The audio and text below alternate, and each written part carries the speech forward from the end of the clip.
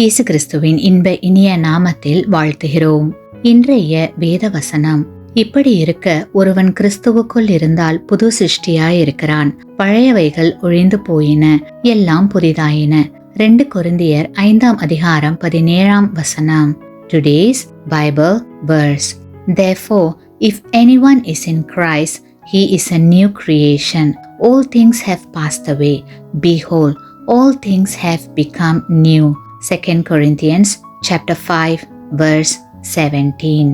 ஆண்டவரே, நான் ஒரு பாவி, என்னுடைய எல்லா பாவங்களையும் நீக்கிவிடும், என்னை தூய்மையாக்கும் என்று ஜெபிக்கிறோம்.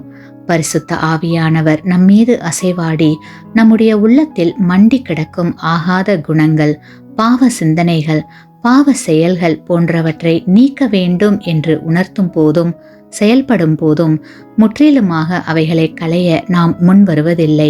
சில பாவ காரியங்களை விடாமல் நம்மோடு இருக்க அனுமதிக்கிறோம். தாழ்மையை விரும்பாமல் அந்தஸ்தில் உயர்ந்தவர்களாக அறிமுகம் செய்யப்படுவதையே விரும்புகிறோம். எந்த நிகழ்ச்சியிலும் முதலாவது இடத்தை தேடுகிறோம். மனமேட்டிமையை விடாதபடி அகந்தை நிறைந்தவர்களாகவே வாழ விரும்புகிறோம். சகோதரர்களிடம் ஏற்பட்ட கசப்பை மறக்காமல் வைராக்கியம் உடையவர்களாகவே இருக்கிறோம். பணிவுடன் வாழாமல் செருக்குடன் வாழ்வதே சிறப்பு என்று எண்ணுகிறோம். சில காரியங்களை விட்டுவிட முன் வருகிற நாம் பல காரியங்களை விட்டுவிட முன் வருவதில்லை.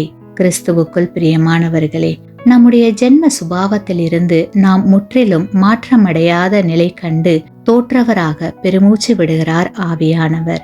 ஆவியானவரின் முழு ஆளுகைக்குள் நாம் வருவதே உண்மையான மனமாற்றமாகும்.